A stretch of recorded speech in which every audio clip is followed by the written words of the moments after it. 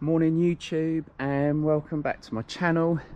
As you can see, the shed is looking great. In the last video we got the roof covered on, so it's now watertight, and because we've done that, the sun has come out. So now we're going to start doing bits of work inside. It's going to be nice and dry. Sod's law. Anyway, so in this episode we're going to start getting the doors in. They've arrived, they're big, and I'm struggling to get them through the house, but we think we're going to have to carry them through the next door neighbour's garden and over the fence. So let's just get on with it.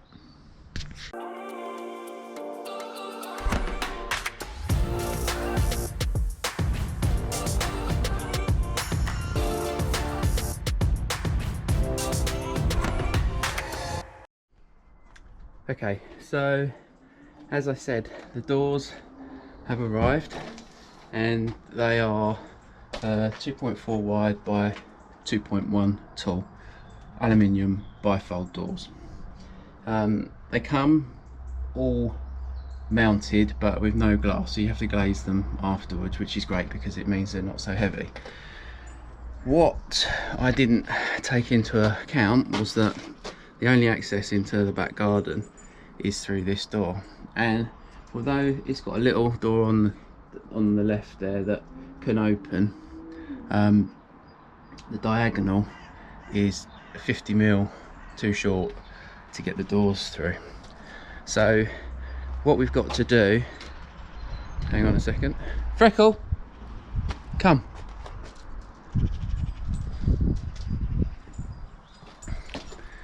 So what we've got to do is, and I've done one already, is take the doors out of the frame, and then the doors can go through, and the frame is going to have to go out here,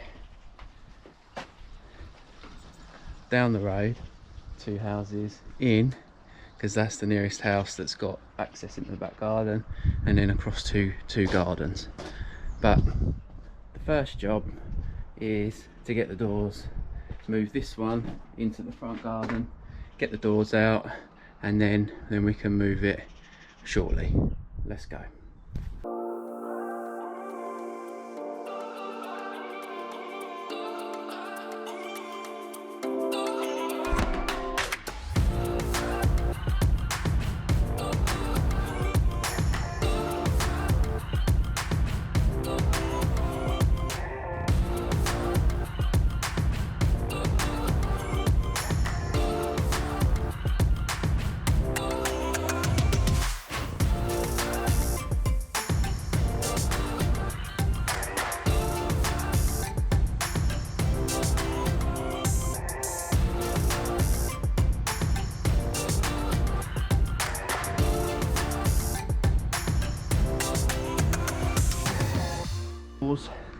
They're much lighter, so passing them over one fence is going to be possible. So now I'm going to just take the doors through, and then I've just got to wait for a bit of extra muscle to turn up so that we can move them round the block to the back garden. Peace. So while I'm waiting for some muscle to help sort the door frames out, I've started to look at the corner detail for the cladding. So the cladding I've got is this 175 Douglas fir feather edge cladding that's going to go kind of on here like that. Now I got them to cut me some 50mm corner pieces, so they butt into that mouth that you would have seen in the when I was doing the battening, and they fit, you know, really snugly in there, and they can screw through, so that's going to work really nicely. But they're a little bit big, and I need on the roof to do like a drip detail, so I need to extend the roof just a little bit with a bit of 4x2. But the problem is 4x2 now isn't 4x2, it's 45 mil wide, so all of these are 5mm bigger, which means that when they meet at the top, there's going to be like a really horrible little bump, and although you might not see it because it might get hidden, it's going to bother me. So what I'm going to do is, I've done it to this one, I'm going to rip it down 5mm, and I'm going to do that to all of them so that they're all going to be the same size. And then obviously when this butts up against it, it's going to have a really nice sort of flush detail to it. So that's what I'm going to do now while I'm killing a bit of time. So let's get on with that.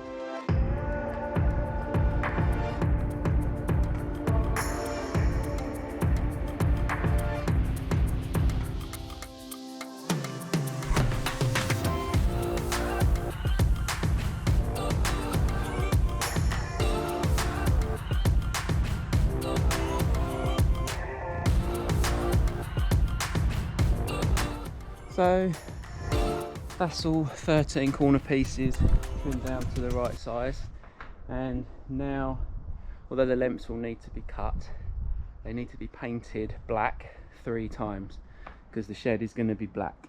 So they need 3 coats, and I'll probably get the kids out here to do that while I start building the frames for the doors, because the doors are stepped back slightly. I need to build a little wall up either side and then clad that with some sterling board and trim a couple of little bits, and then I can start, once the frames are through, I can then position them in place, foam them in, and then hopefully it shouldn't take too long to get the doors in. So that's what I'm going to do now. Let's go.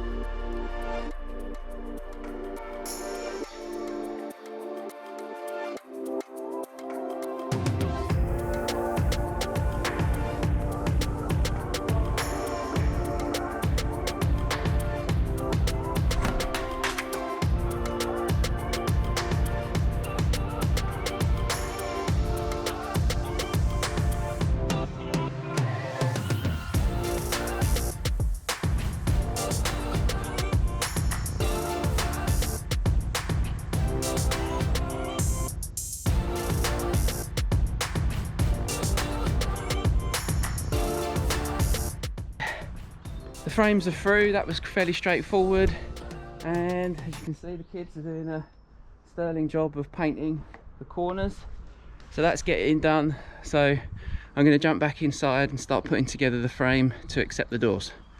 Let's go.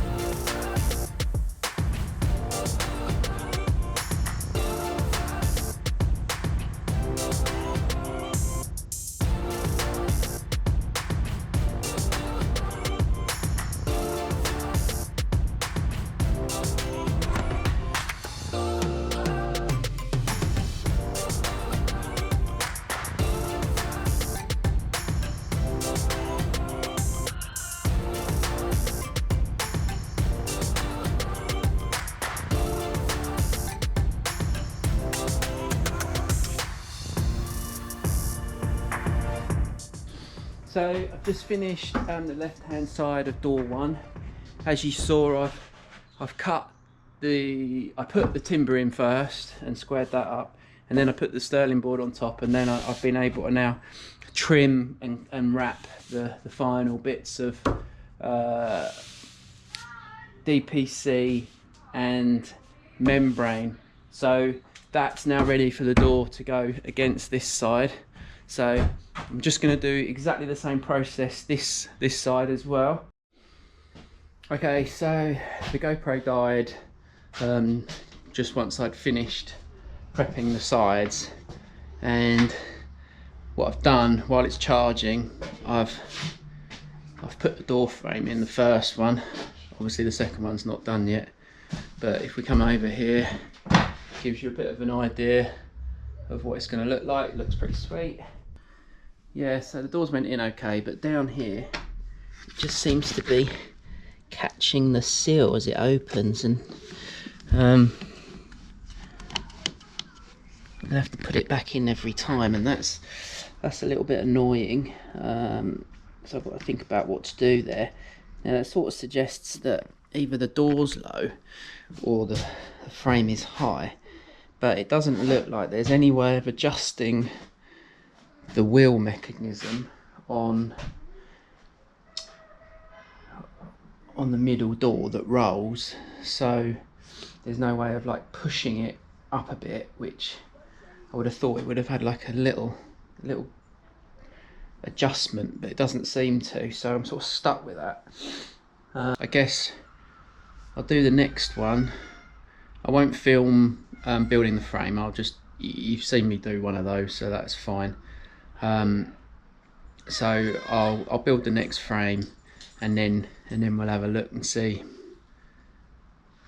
what's what, I suppose. And if I get the same sort of thing happening, I might phone the people that I bought them from and just have a word and see what they think. I mean, I thought that I could maybe silicone the seal in on that bit so that it just won't pull out, it will just hold it in place, but you know, we'll have to see.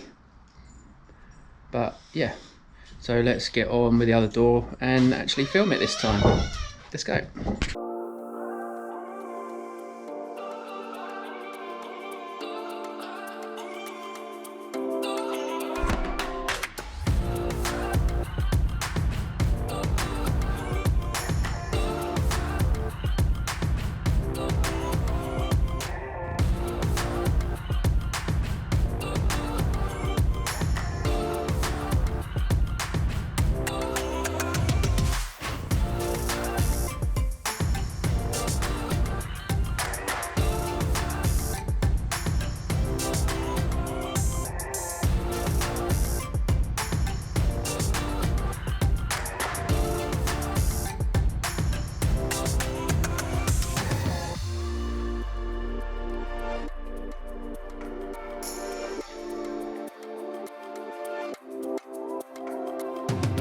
Okay, so as you saw, once I had prepped the sides, then I've literally just lifted the frame in, and I've used, it's got a little like lip, it's just got a little lip here, and what I'm planning to do is I'll silicone it on the outside, but I'm going to run my plasterboard into that, so you get like a really nice finish. So what I've done is I've used my 11mm sterling board, and I've put that on there so that the frame can push against it, and I've done that in all the corners, and then I've just spent a little bit of time leveling it, little bit at a time, kind of getting it in the right position, and then using just these yellow packers to then secure it in the corners and the middle. So now I can put some fixings in and hold that in place, and then I can start screwing the doors in, and that will be great. Let's go.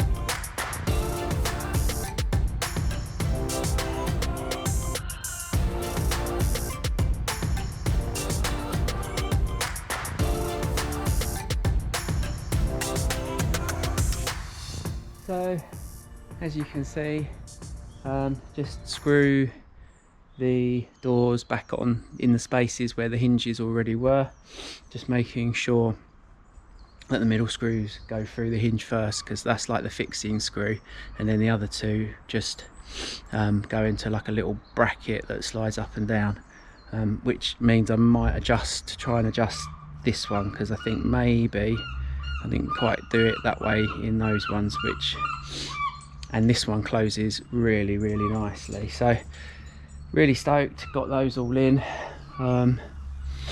Yeah, brilliant. Got a little bit of painting to do this evening. I'm going to paint the corners. So the corner pieces go in here, but I want to paint these black as well, just so that any water that may get in there is not going to rot these. So that's what I'm going to do now. Let's go.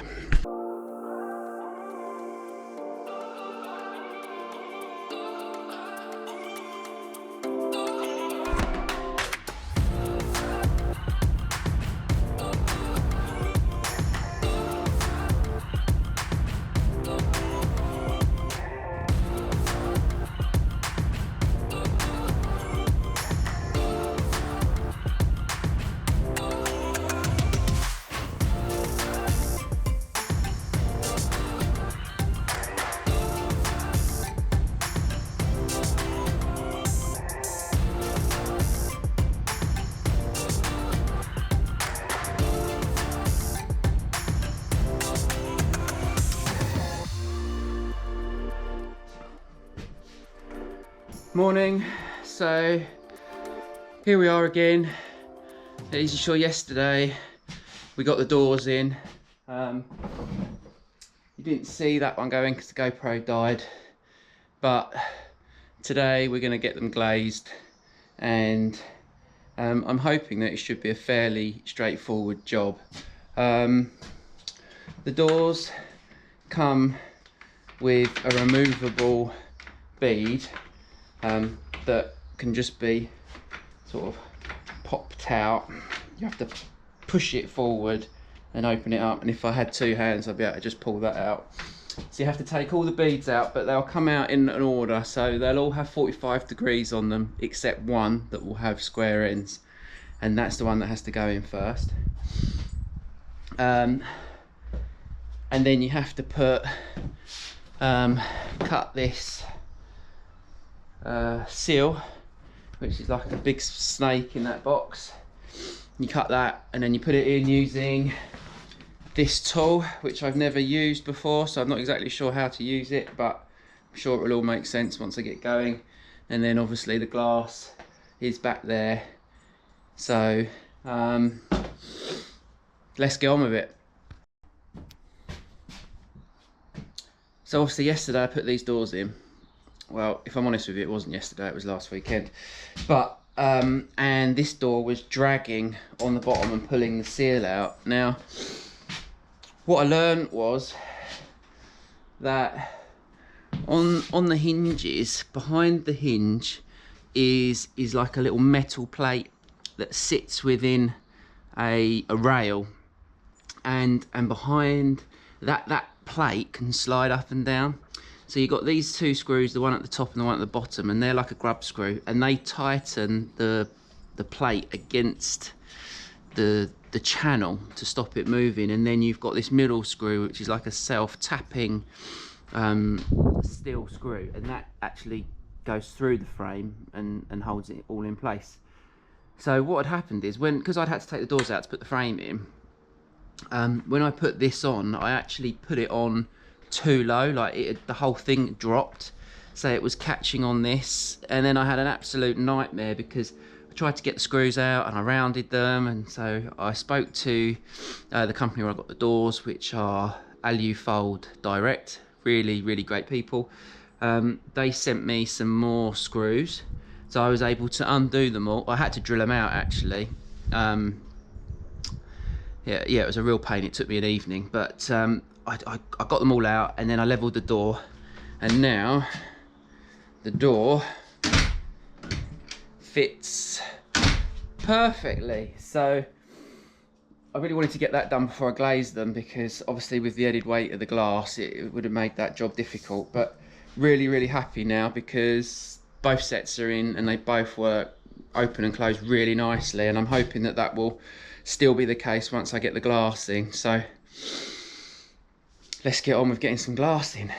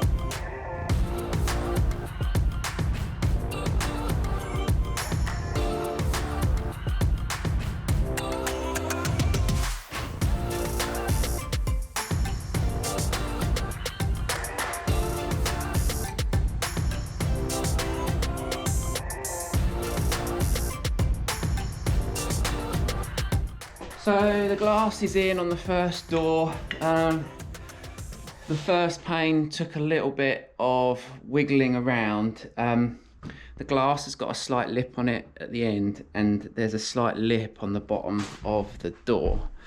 Let me show you on here where they've put packing pieces in it already. So you've got to be careful that the glass doesn't get caught on this edge, because then it doesn't push up against the sill there. So that took a little bit of fiddly sort of wiggling around on the first one. But once the first one went in, they all went in really easily. I found that actually, if you're getting the packers in around the glass, because you've got to pack each corner with the glazing packers that they supply, this end is quite good because you can kind of lever it a little bit and slide it in. But then when you're putting the seal in the door here, like this end was brilliant for just pushing it in and working it along. So I would start at one end and push it towards one end, and then when I got to the other end, I would pull a little bit out, tuck that corner in, and then push it sort of back into that corner. They say that you should cut it quite tight, like you should pack a bit in there, because they say it should be tight. And that's gone, yeah, it's gone really nicely, and this little tool made it really easy. The instructions say that you should put the seal in soapy water. You should cover it in soapy water before you put it in, but I haven't felt the need to do that. It's gone in quite nicely, and you can kind of feel it popping in as you're doing it, and it's not difficult, but it feels like it's definitely going in. So I didn't do that, but I guess if you're trying it and it's really difficult, then that's one thing to do, and that'll probably make it easier. So obviously you saw the GoPro die while I was just finishing off this glass here. So I've got both of those in now, and the doors open and close perfectly, so well happy with that. So then what I've been doing while you've been charging is I put some sterling board, I cut some sterling board and put it up there, and then I've been able to sort of finish trimming around the door, and I've just painted it black just because that's where the edges are going, so you won't see any lines. But what I've had to do, because of the door and the way it opens and the space that we've got, I've had to rip some batten down, so like 35mm by 25mm batten, and I've ripped it down sort of into, well, it's, I don't know, into three. I think it's about 10mm, 12mm, something like that. That's the shortest that my skill saw will go, and it just so happens to cut it into three exact sizes, so that was good. So what I've done is that I've done that so that when the feather edge goes on, the door will actually open and close.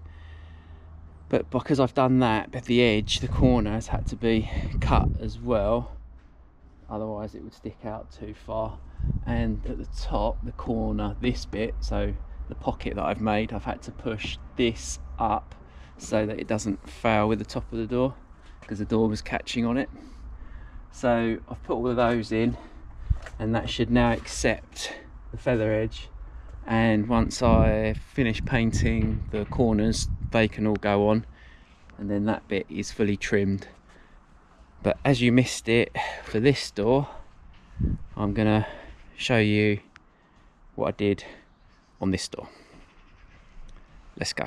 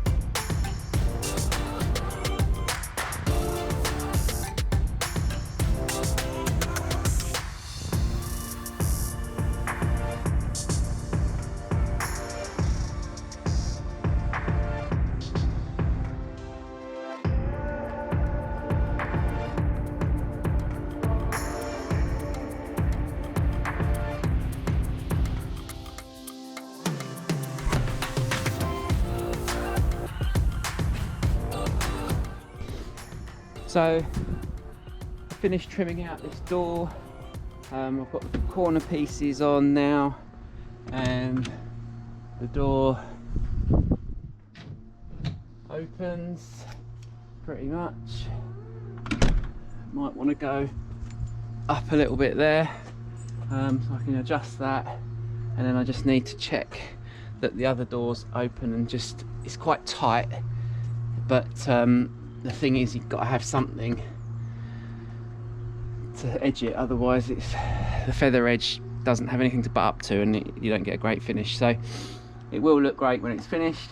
I'm not sure, I'm going to feather edge down here obviously, but here I'm not sure. I might end up just putting a piece of ply, a black painted ply up there as the soffit, but I'll work that out when I get a bit closer to the time. I've just got to put the edges on this one, which means cutting them, painting them and screwing them on, which is what I'm going to do now. And then basically we are, apart from a few little bits of batten above the door, and then there's about 3 or 4 lengths on the back that I need to put on. And the door for the shed. I've got the door lining for the shed for down there, and I might put that on today, but then I might not. It depends on how much time I've got. So I'm going to get this door finished, and then basically that's the front of the shed, kind of prepped for cladding. So I'm really excited about getting the cladding done, because well, it's going to look amazing. So I might even put one bit on today just to sort of see how good it looks. So yeah, let's get on with that.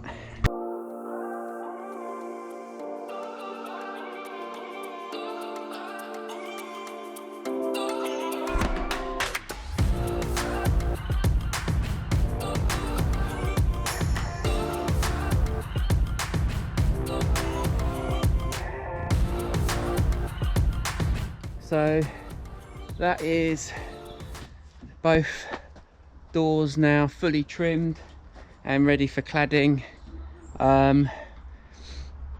It's looking really great. I can't wait to get some cladding on there, but I'm not going to do it now. It's getting late, but maybe I'll start that tomorrow, but that'll be a different episode.